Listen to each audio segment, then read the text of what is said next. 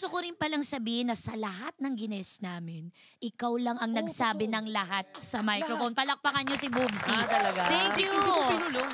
Thank you. Naging ano na lang siya, executive statement. Hindi na siya whisper. Bakit mo napag-decidean? Dalawa lang question. Dalawa lang. Gusto mo damihan ko? Baka pwede. Ayan. Tingnan ko, Sino? Madam Chair. Sino ang, ito na lang, comedy bar host? Ayan. Uy. Na si Raulo. Comedy bar host? Oo, yung mga parang kilala na ng mga tao at pakilala pa lang kasi para maiwasan. Charos.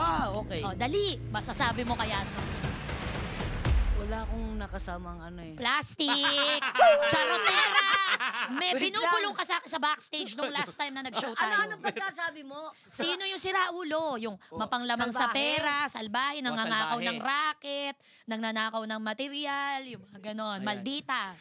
Parang Sino ikaw yan? ata dapat executive Hindi, whisper, ano, Madam Chair. Ito na sasabihin ko na. Pansin ko lang. Boobsy, ako na. Di ba?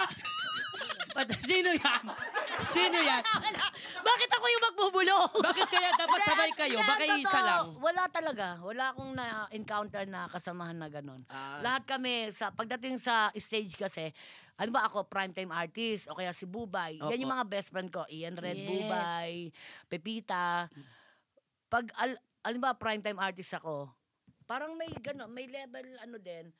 Sa mga nauna na nakikita ko, wala. Tapos nagkakasabay kaming magkakasama sa stage. Wala namang gano'n.